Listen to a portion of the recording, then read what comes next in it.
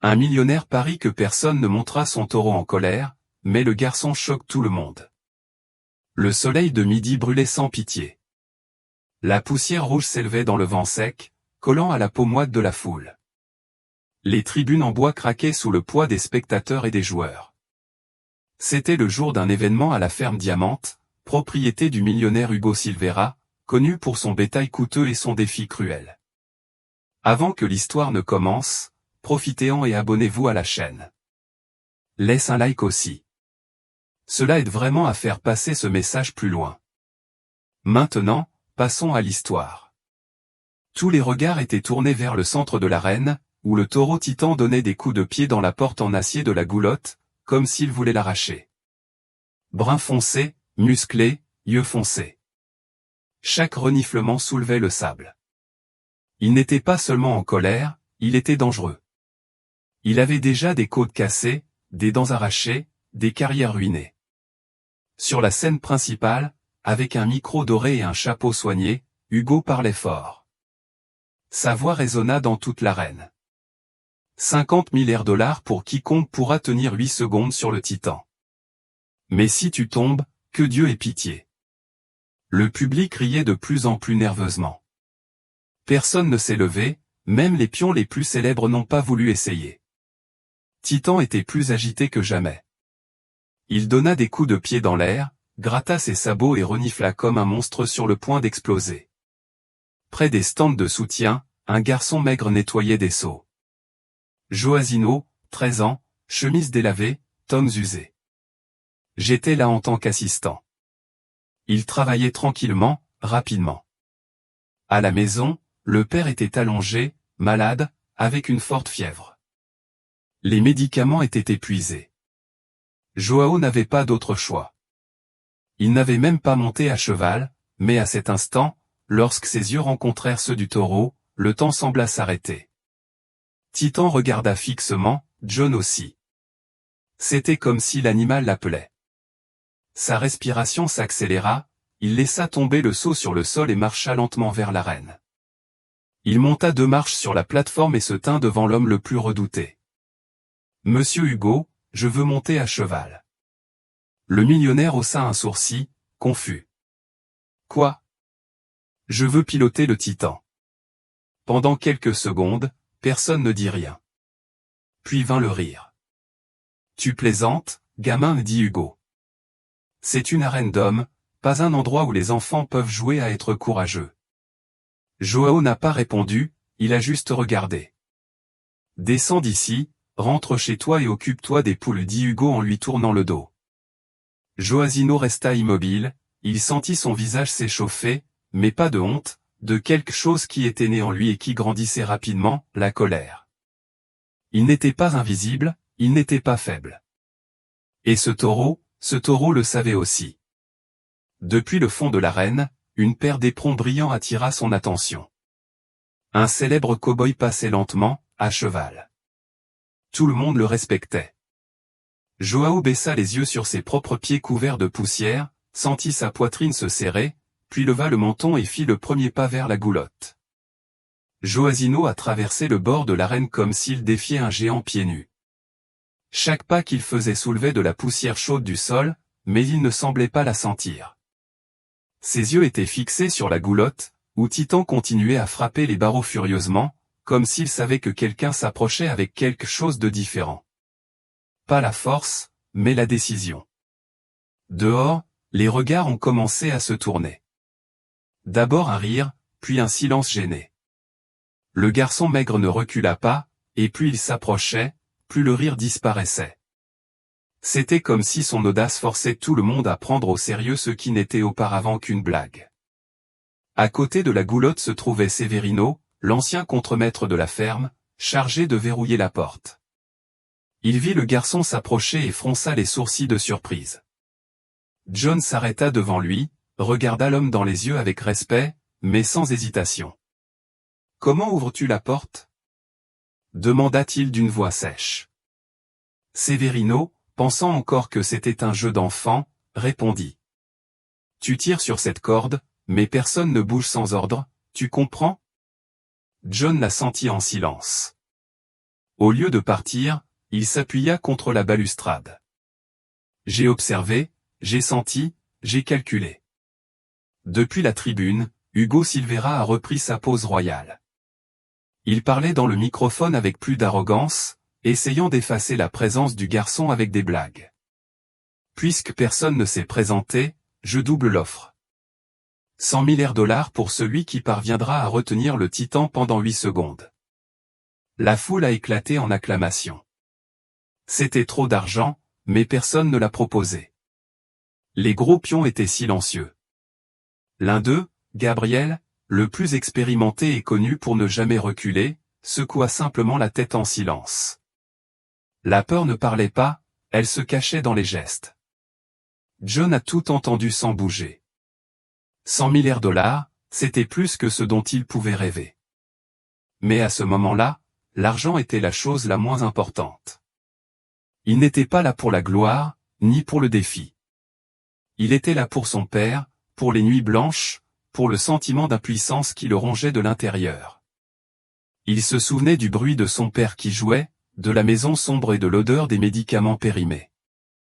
Cela brûlait plus que le soleil. Soudain, un bang. Titan a donné un coup de pied si fort que le loquet du parachute a failli céder. Certains dans le public ont reculé. Le taureau renifla comme un volcan, prêt à exploser. Severino fit instinctivement un pas en arrière. Et John s'avança. Saisissant la corde à 2 mains, il tira fort. La porte s'ouvrit avec un bruit métallique. Un silence de mort s'est emparé de l'arène. C'était comme si personne ne le croyait jusqu'à ce qu'il le voie, jusqu'à ce qu'il l'entende. Titan jaillit comme une flèche vivante. La poussière s'éleva, les sabots battirent comme le tonnerre et le sol sembla trembler. Joao observait tout de près. Le contremaître cria désespérément. « Tu es fou !» Mais John était déjà en mouvement. D'une légère poussée, il escalada la clôture et entra dans l'arène sans harnais, sans autorisation, sans peur. Le public a crié sous le choc. Certains se sont levés, d'autres se sont couverts les yeux. Titan tournoyait au milieu du champ, reniflant, creusant le sol avec ses sabots. Et il était là, le garçon aux pieds sales et à la chemise fine, marchant droit vers le monstre, comme si tout cela avait été répété en silence toute sa vie. Joao s'est arrêté à quelques mètres de l'animal. Le taureau se tourna sur le côté comme s'il évaluait l'ennemi. Mais il n'a pas encore attaqué.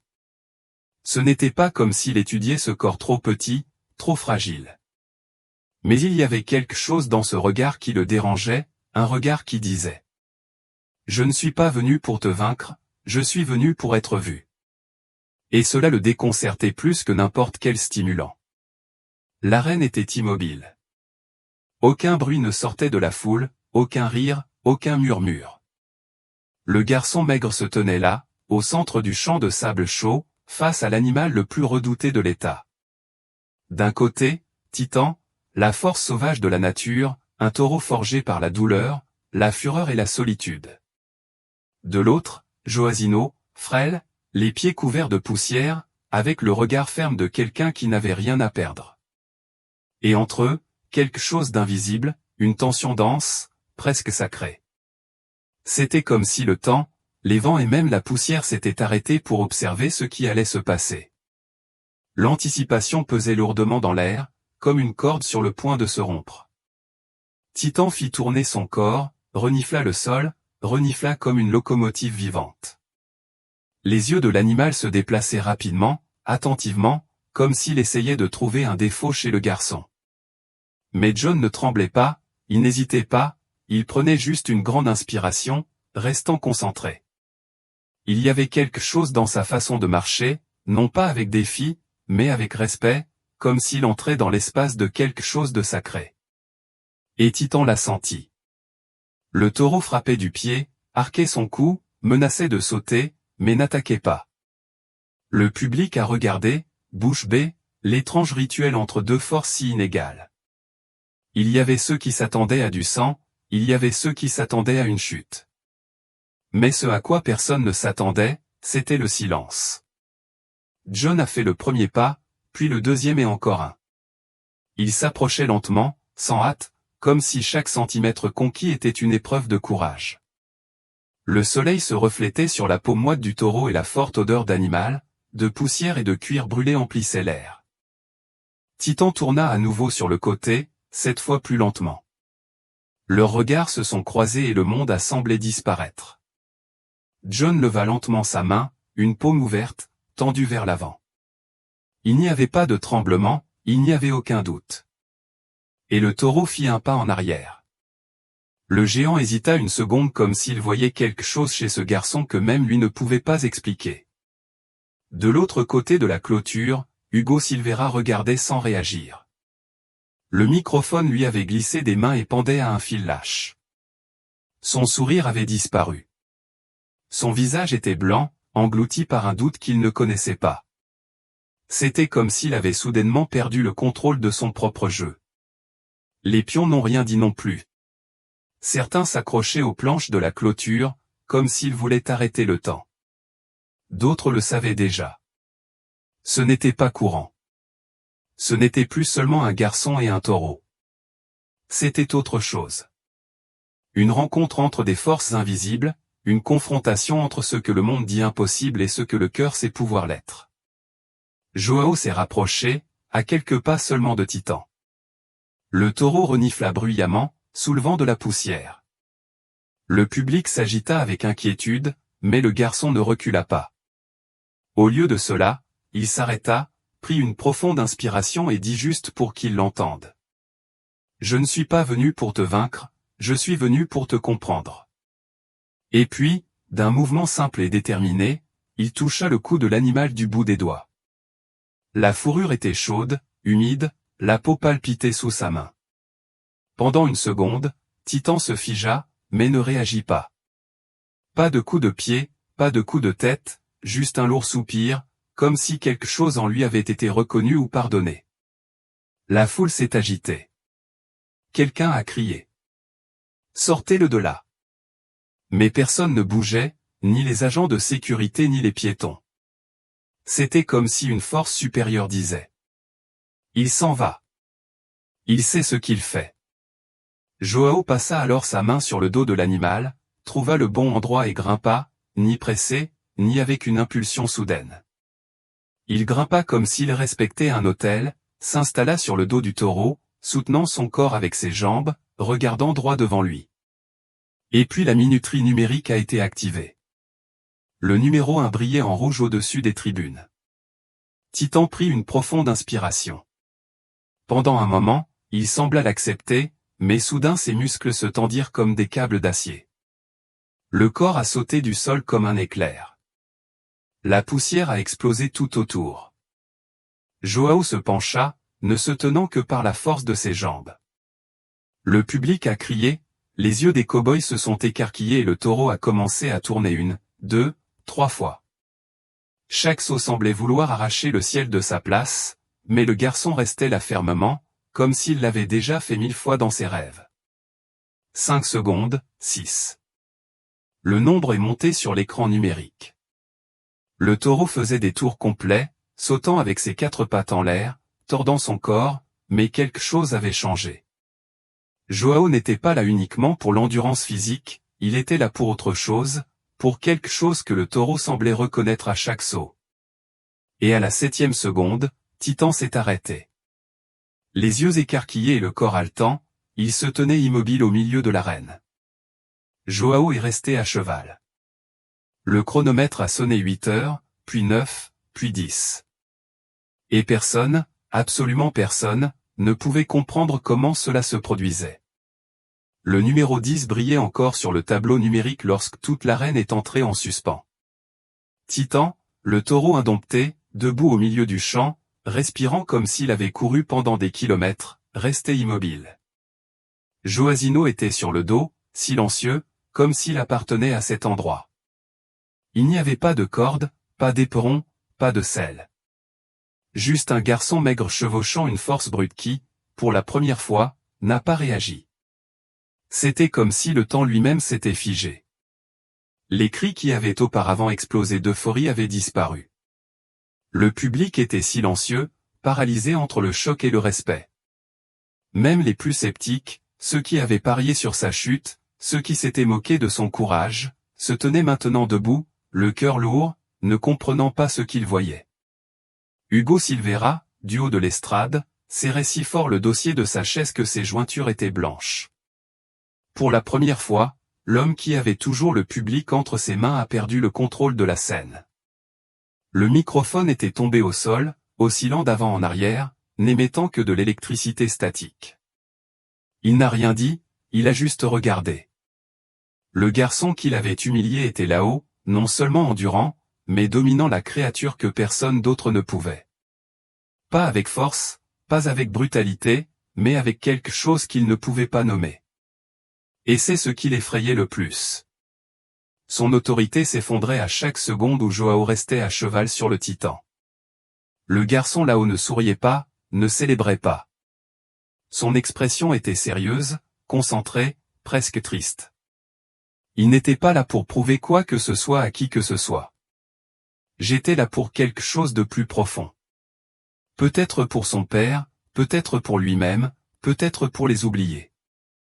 Le sable en contrebas tremblait encore sous la respiration lourde du taureau, et la sueur coulait sur le cou de Joao.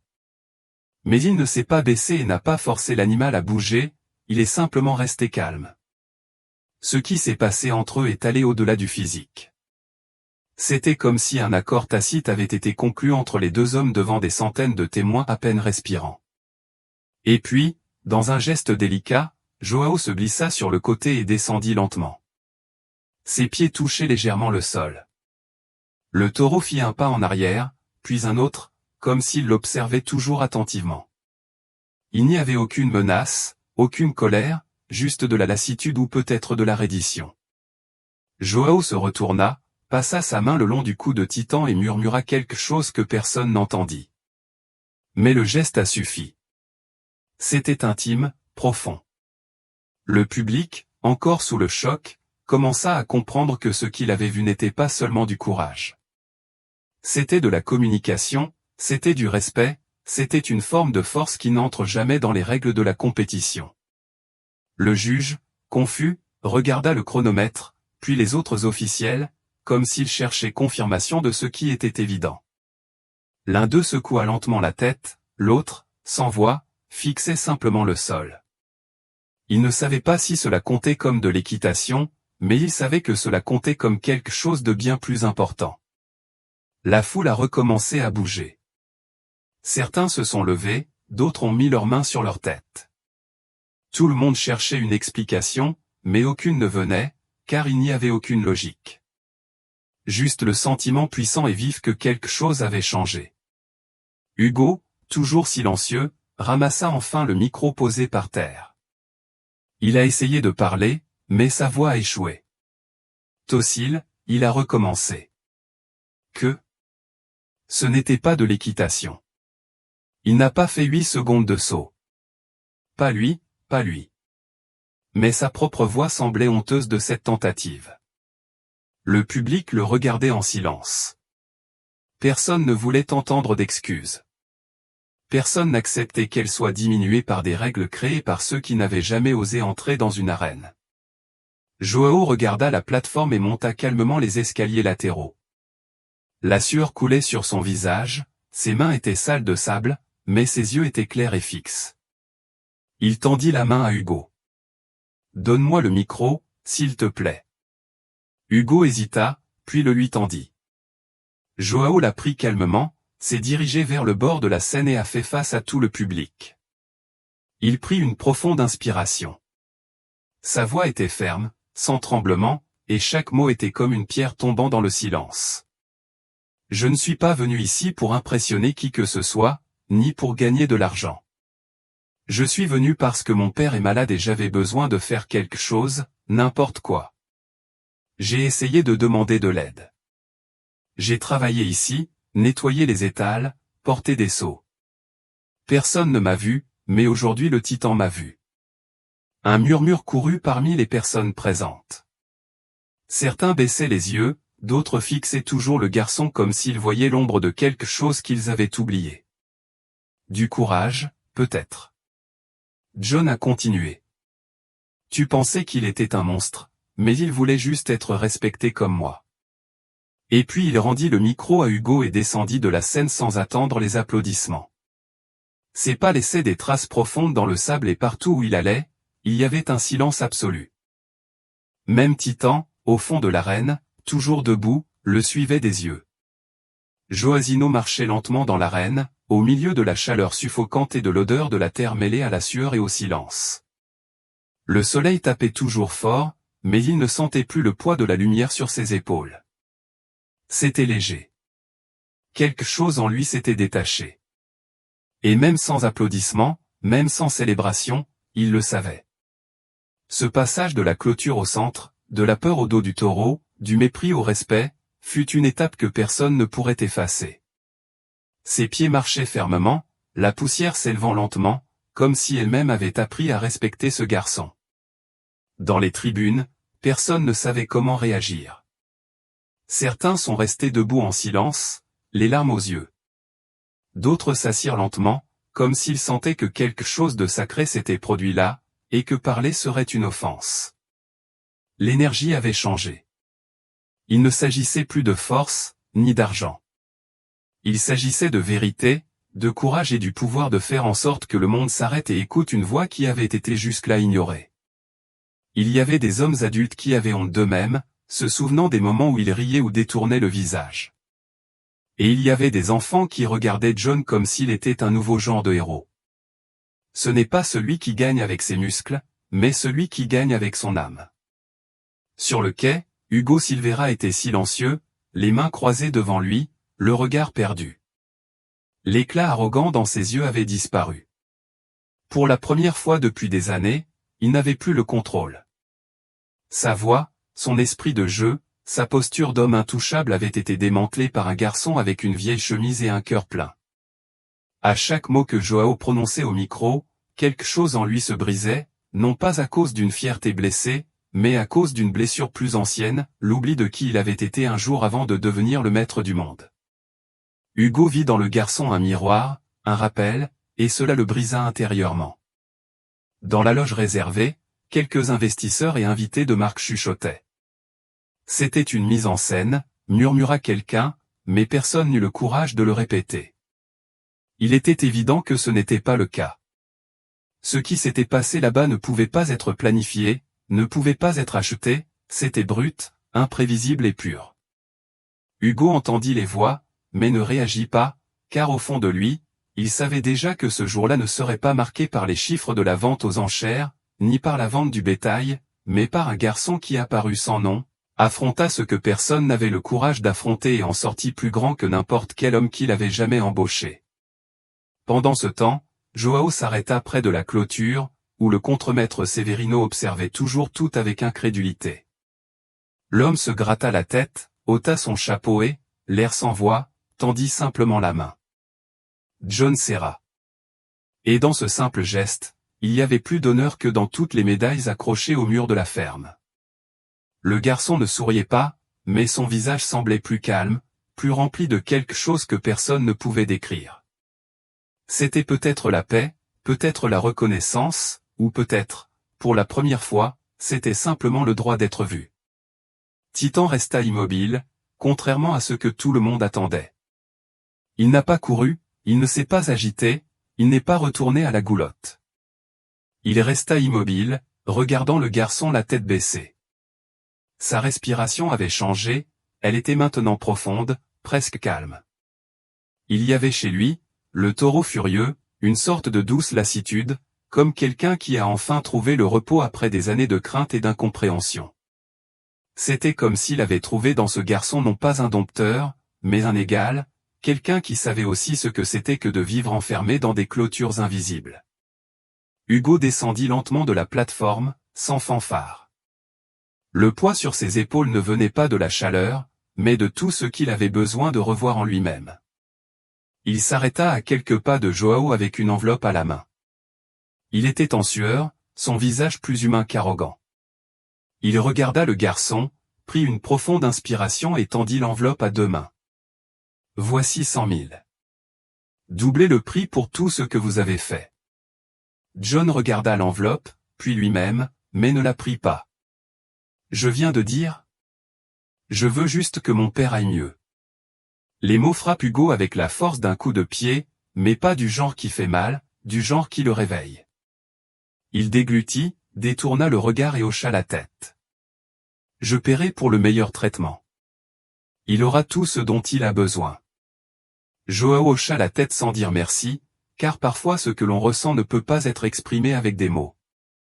Et là, à ce moment-là, aucun d'eux n'était plus le même. Derrière eux, le public s'est mis à applaudir, non pas comme à une fête, mais comme à un rituel. Des applaudissements lents et émotionnels, comme pour dire « nous comprenons ». Le son des applaudissements se répandit sur le terrain et, même ceux qui étaient venus juste pour voir les chutes, savaient maintenant qu'ils avaient été témoins de quelque chose de rare, de quelque chose qu'on ne voit pas tous les jours, de quelque chose qui vous touche profondément et vous change à jamais. Joaquino a quitté l'arène sans se retourner, non pas par fierté, mais parce qu'il en avait assez vu. Il avait déjà senti le poids du monde sur ses épaules et maintenant, pour la première fois, il ressentait la légèreté d'être reconnu. Ses pas sur le sol ont laissé des traces profondes mais fermes, comme les empreintes de quelqu'un qui est revenu non seulement plus grand, mais différent. À l'intérieur, quelque chose avait guéri. Il ne s'agissait pas seulement du prix, ni du taureau, ni de l'arène. Il s'agissait de se lever face à l'impossible et d'être entendu. Il s'agissait de ne plus être invisible, même si ce n'était que pour quelques minutes, aux yeux du monde entier. En quittant la ferme, Joao a vu le vieux camion du marché qu'il avait amené là quelques jours auparavant. Le chauffeur dormait, appuyé contre le siège, son chapeau sur le visage. Joao se pencha là-bas, s'assit à l'ombre et poussa un long soupir. La chaleur diminuait, mais ce qui brûlait maintenant était autre chose, le souvenir de son père, des nuits de faim, du bruit de la toux qui ne voulait pas partir. Pendant une seconde, le garçon ferma les yeux et imagina la maison bien rangée, la fenêtre ouverte, son père respirant mieux, allongé avec un léger sourire et lui assis là, à la porte avec une assiette de riz et de viande chaude. C'était un rêve simple, mais pour quelqu'un qui a passé sa vie à espérer si peu, c'était tout. De l'autre côté de l'arène, Hugo Silveira s'est enfermé dans son bureau, silencieux. À travers la fenêtre, on pouvait encore voir Titan debout dans l'arène, entouré de curieux qui ne savaient pas s'ils devaient s'approcher ou simplement regarder à distance. Mais le taureau ne semblait pas s'en soucier, il semblait en paix. Hugo était assis à la table, regardant les vieilles photos accrochées au mur. Lui, jeune, à cheval, souriant, avec un chapeau tordu et une âme légère. Cela fait combien de temps que tu n'as pas vu quelqu'un comme ça?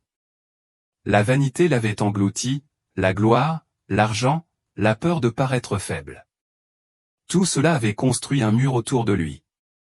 Mais John, avec une demi-douzaine de mots et un regard clair, avait tout fait tomber. Plus tard, le camion a déposé John à la maison. Une petite maison simple, avec un toit déformé et des vêtements suspendus sur une corde à linge tordu. La porte en bois grinçait. À l'intérieur, le père dormait. Joao entra lentement, s'assit à côté du hamac et posa sa main sur la poitrine du vieil homme. Il sentait sa respiration faible, mais toujours là, toujours en train de lutter. « Je l'ai fait, papa » murmura-t-il. « Tu iras mieux maintenant. » Il n'y avait pas besoin d'en dire plus. C'était comme si ce moment était suffisant. Et cela suffisait, car il ne s'agissait plus de victoire, mais de justice, d'avoir fait quelque chose que le monde disait impossible et de l'avoir fait de tout son cœur.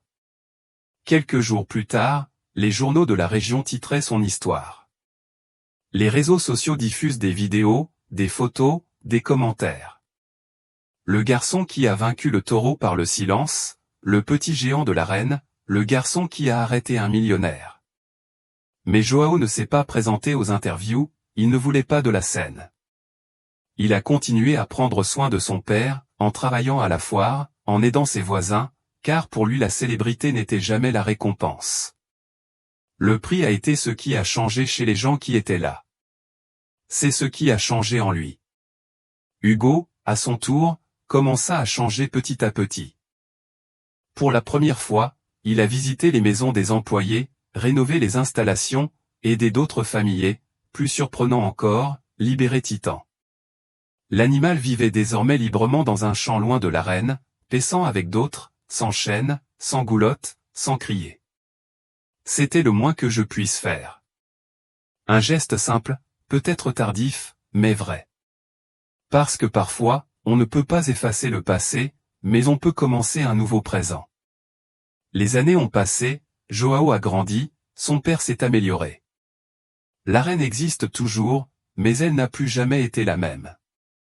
Et chaque fois que quelqu'un demande quel jour le taureau a été vaincu, les anciens répondent avec un demi-sourire et une courte phrase. Il n'a pas été vaincu, il a été entendu. Et ce détail fait toute la différence. Maintenant, dites-moi, si vous étiez à la place de John, seriez-vous entré dans cette arène? Aurais-je défié la peur, le rire, le doute, tout cela avec juste du courage dans ma poitrine? Ou bien aurait-il reculé comme tant d'autres? Parfois, les géants de la vie ne tombent pas durement, ils tombent avec présence, avec respect, d'un pas ferme, même en tremblant. Si cette histoire vous a touché le cœur, laissez un j'aime, partagez-la avec quelqu'un qui a besoin de courage et commentez ci-dessous, croyez-vous que l'impossible peut être surmonté avec le cœur?